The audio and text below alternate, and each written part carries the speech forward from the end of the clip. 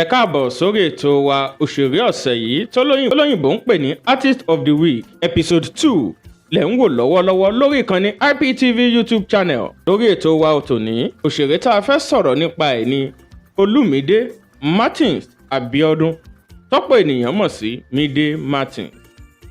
Ẹ wò ó, tá a bá ń sọ̀rọ̀ nípa ọ̀dọ́mọdé òṣèrébìnrin tóun náà ti di àgbà ọ̀jẹ̀ nídìí iṣẹ́ tíátà lónìí, láìsí tàbí ṣùgbọ́n a máa dárúkọ Mide Martins Abiodun. Tẹ́ ò bá gbàgbé tẹ́ ẹ bá rántí lórí ètò wa nígbà kan rí episode 9 tá a ṣe ní ìrántí olóògbé Funmi Martins. Mo ní màá sọ̀rọ̀ nípa Mide Martins Abiodun. Ó gbédè o, oyin mọ́ máa dò, ẹ wá fi ìdílé lẹ̀, ẹ fi nǹkan lédìí kájìjọ gbọ́. Mide Martins Abiodun lọ́jọ́ 12 oṣù kẹrin ọdún 1979. Òun sì ni àkọ́bí olóògbé Fúnmiláyọ̀ Ògúntómi Àníkẹ́, tọ́pọ̀lọpọ̀ ènìyàn mọ̀ sí Funmi Martins. Ó lọ sí ilé ìwé Community Grammar School nìbàdàn. Lẹ́yìn náà ló lọ sí ilé ìwé Providence Heights Secondary School, eléyìí tó wà ní Fágbà nígboro Èkó. Lẹ́yìn náà ló ti tẹ̀síwájú lẹ́nu ẹ̀kọ́ rẹ̀ ní Ọlábísí Ọ̀nàbánjọ University, níbi tó ti gba oyè diploma in international relations.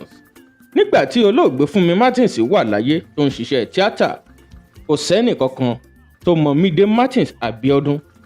Kódà nínú ìwádìí wa, a gbọ́ pé Mide Martins ti fìgbà kan wà nílùú òyìnbó rí, ìyẹn London, ó tó tẹkọ̀ létí padà wá sórílẹ̀-èdè Nàìjíríà. Ṣùgbọ́n ìgbàgbọ́ ọ̀pọ̀lọpọ̀ ènìyàn ni wípé Mide Martins kò act rí nígbà tí ìyá rẹ̀ wà láyé. Ṣùgbọ́n mo ń fi àsìkò yìí sọ fún yín pé Mide Martins act rí nígbà tí ìyá rẹ̀ wà láyé. Tẹ́ ò bá gbàgbé tẹ́ ẹ bá rántí, iléeṣẹ́ Biowa Films and Records International gbé sinimá olókìkí kan jáde lọ́dún mélòó kan sẹ́yìn. Ṣé rí sinimá yìí ló túbọ̀ polongo òkìkí olórin fújì ni Abbas Akande Obesere, Papa Worldwide, Sidophobia. Tẹ́ ò bá gbàgbé tẹ́ ẹ bá rántí, sinimá wo ni mò ń sọ̀rọ̀ nípa ẹ̀?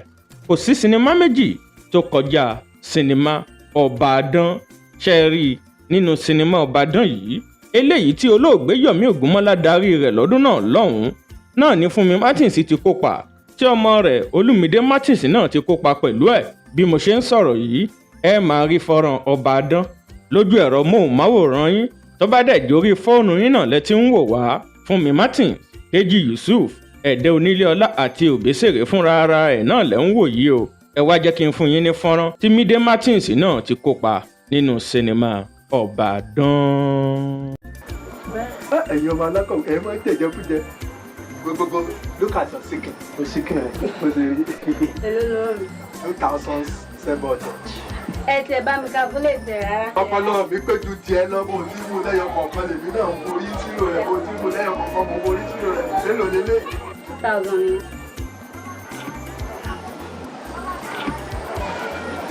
Èló lélẹ̀? Ló sì pọ̀ lára mi. Má gbé tẹ̀lé. Ọba pákẹ̀ sínú kinní ni o. Pẹ̀lú fọ́nrán tẹ́ ẹ wò yìí, ẹ rí i pé òjò ti ń pagún bọ̀ Mide Martins nídìí iṣẹ́ tíátà ọjọ́ pẹ́. Funmi Martins kú lóòótọ́, ṣùgbọ́n iṣẹ́ ọwọ́ rẹ̀ ò kú. Iṣẹ́ ọwọ́ rẹ̀ là ń wò lára Mide Martins yìí. Èmi ẹ̀ wá kọ́rọ̀ ó lè bá a yá. Ẹ wò ó, gbàrà tí Funmi Martins kú lọ́dún 2002, tẹ́ ò bá gbàgbé tẹ́ ẹ bá rántí. Láti ìgbà náà ni Mide Martins ti bẹ̀rẹ̀ iṣẹ́ tíátà ní pẹrẹu. Year 2002 to 2024, we can boldly say this is the 22nd year of Mide Martins in the entertainment industry. Ẹbí àwọn àgbà bọ̀, wọ́n ní ọmọ ẹkùn ní, that is to say, àgbà ọ̀jẹ̀ tí ò ṣe fojú parẹ́ nídìí iṣẹ́ tíátà ní Mide. Pẹ̀lú oore ọ̀fẹ́ àti àánú Ọlọ́run tó pọ̀, ògo Mide Martins tàn nídìí iṣẹ́ tíátà tí kò sì wọ ọ̀kùn, tí ò dẹ̀ ní wọ ọ̀kùn láṣẹ tèdùmàrè. Àmín. Ọ̀pọ̀lọpọ̀ ènìyàn tó mọ Mide Martins dojúdojú sọ pé èèyàn jẹ́jẹ́ tí ò fẹ́ràn wàhálà kankan bó ti wù kó kéré mọ́ ni. Ṣùgbọ́n nídìí sinimá, tán bá ń sọ̀rọ̀ nípa wàhálà tàbí ìjọ̀gbọ̀n, kò sí ipa tí ò yẹ Mide Martins, especially sinimá tó bá ti pa Wunmi Toriola àti Mide Martins pọ̀. Irú sinimá bẹ́ẹ̀ ti di àwòtúnwò. Ìdí àbá ni pé kì í gbọ́ kì í gbà ní Wunmi Toriola tí Mide Martins a sì máa fi yé Wunmi Toriola pé ọmọ tó ní ìyá àwọn ò ní sùn ni irú ọmọ bẹ́ẹ̀ kò ní fojú bọ oòrùn. ẹ wò ó níbi tí a dé yìí kí lẹ lè sọ nípa Wunmi Toriola àti Mide Martins nídìí iṣẹ́ tíátà. ẹ drop comment yín sí comment section wa. IPMI mo tẹ̀síwájú o. lẹ́yìn ikú Funmi Martins ọ̀rọ̀ ìfẹ́ wọ̀ láàrin Avis ọwọ́ tó jẹ́ PA olóògbé Funmi Martins àti ọmọ rẹ̀ Olúmídé tán sì di ọkọ àti ìyàwó títí dọjọ́ tòní tí Ọlọ́run ọba mi Èdùmàrè nínú àánú tó pọ̀ sì fi èrè sígbéyàwó wọn.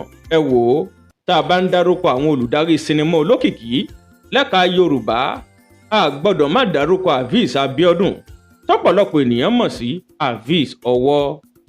ọ̀pọ̀lọpọ̀ àkàkàtàn sinimá ni Mide Martins ti kópa àmọ́ ẹ jẹ́ kí n dárúkọ díẹ̀ nínú wọn. Àdàbí tó jà tó jèpè tẹ́ ò bá gbàgbé tẹ́ ẹ bá rántí sinimá Àdàbí.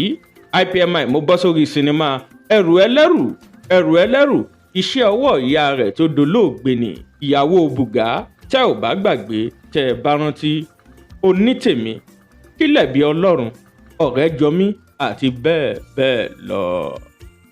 ẹ wò ó àdúrà wa ni pé ayé tẹ́ṣin ò jẹ́ Ọlọ́run túbọ̀ jẹ́ kí Mide Martins àti àwọn ọmọ yòókù tí olóògbé Funmi Martins fi sílẹ̀ sáyé lọ Ọlọ́run jẹ́ kán jẹ́ àmín. ẹ má gbàgbé láti láìkì fídíò wa kẹ́ẹ̀dẹ̀ subscribe sí channel wa IPTV YouTube channel promoting our cultural heritage. ẹ tún jẹ́ ká jọ pàdé lọ́jọ́ mi ọjọ́ rẹ̀ lórí ètò wa òṣèré ọ̀sẹ̀ yìí tó lóyìnbó ń pè ní Artist of the Week.